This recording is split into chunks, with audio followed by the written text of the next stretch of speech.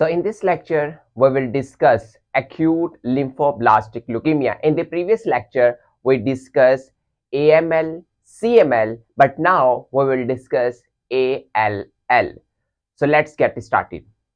Again, we will look at the hematopoietic stem cell lineage, which is the most important or which is the common lineage in all the leukemia.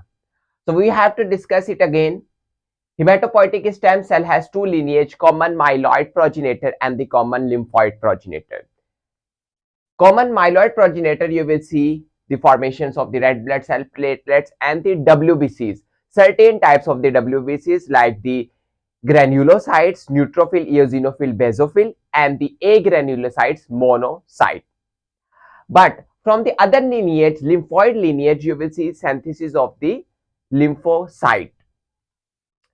So, from the common lymphoid progenitor, you will see synthesis of the lymphoblast. These are the immature white blood cell. Our main concern will be lymphoblast because the proliferation starts here, increase in the number of the lymphoblast, or you can say blast cells at that case, specifically in the bone marrow. From the lymphoblast, you will see the synthesis of the pro-lymphocytes, and from the pro-lymphocytes, you will synthesis of the B lymphocytes and the T lymphocytes. Along with that, you will also see the synthesis of the natural killer cell. So this is the lineage, that is hematopoietic stem cell lineage. So now we will discuss the acute lymphoblastic leukemia epidemiology.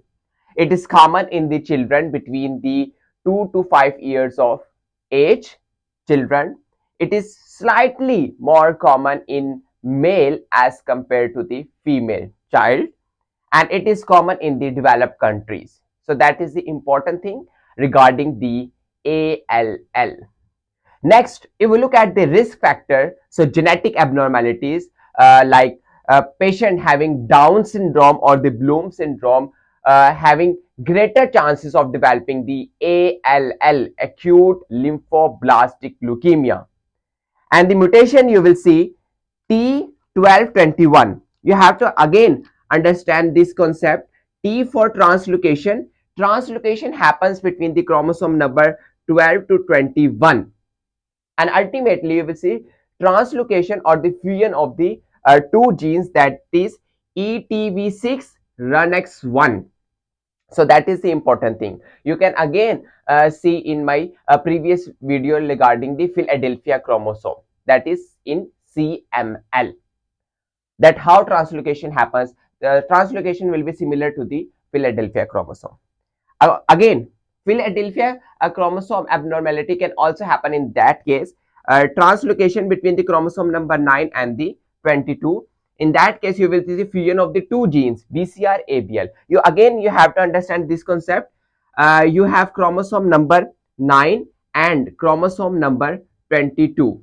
Chromosome number 9 having ABL gene and the chromosome 22 having BCR gene. Now again, you will see chromosome number 9 gene ABL go towards the chromosome number 22. Now chromosome number 22 having two gene ABL and BCR. Now chromosome number 22 having fusion genes ABL and BCR. Now this chromosome is actually called the Philadelphia chromosome, and ultimately you will see the acute lymphoblastic leukemia. And third is the translocation between the chromosome number 1 and the 19. In that case, you will see the fusion of the two genes TCF3 and the PBX1. So ultimately, you will see the ALL. After the radio and the chemotherapy can also develop the ALL in that case. Classification: ALL has two types, B cell ALL and the T cell ALL. Because from the lymphoblast you will see the two cell mainly formations, B lymphocytes and the T lymphocyte. So we have categorized it accordingly. B cell ALL common in the children and the T cell ALL common in the adolescents. So that is the important thing which you have to remember about the ALL. Next, if we look at the features, as we know that when the lymphoblast increased in the bone marrow, That is the important thing.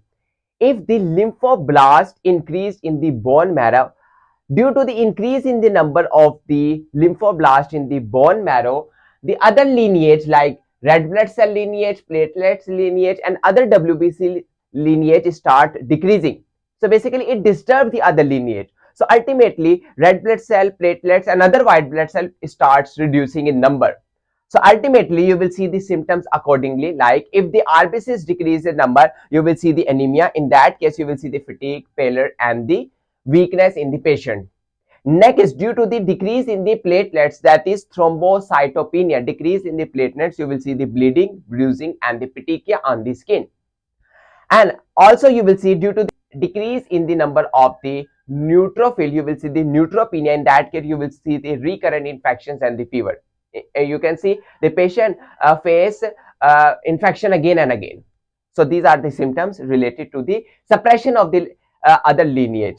Along with that, you will see the organ filtration, like lymphoblast can infiltrate to the other organ as well. What organs it can infiltrate? Lymphadenopathy, lymph node. It can also go towards the liver and the spleen, that go towards the hepatosplenomegaly. Joint pain, testes, testicular enlargement, and the CNS involvement. So these are the organs that are affected by the lymphoblast. Next is the mediastinal mass, common in the T cell ALL, and in that case you will see the respiratory distress and the superior vena cava syndrome. Next, lab finding in the peripheral blood smear.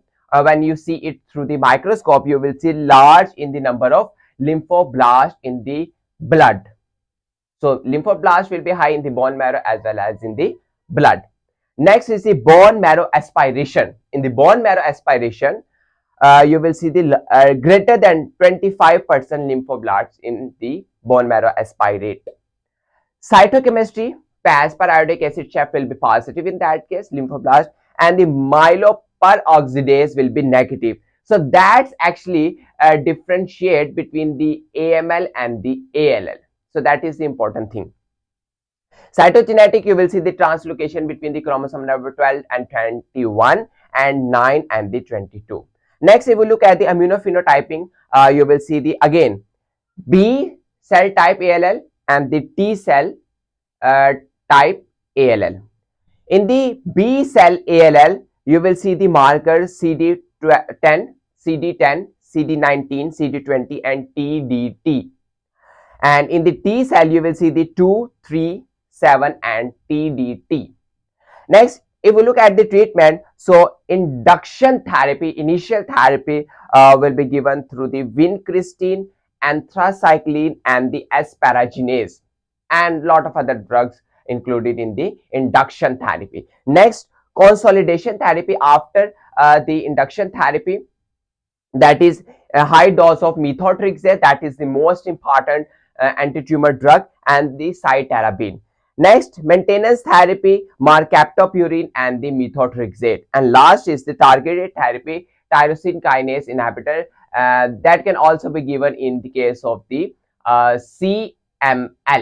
And at the end, you will see in the high stage, you will see the stem cell transplantation. That is the only option left behind after all the therapy. So this is all about the acute lymphoblastic leukemia. If you still have any question, you may ask in the comment section. Thank you so much.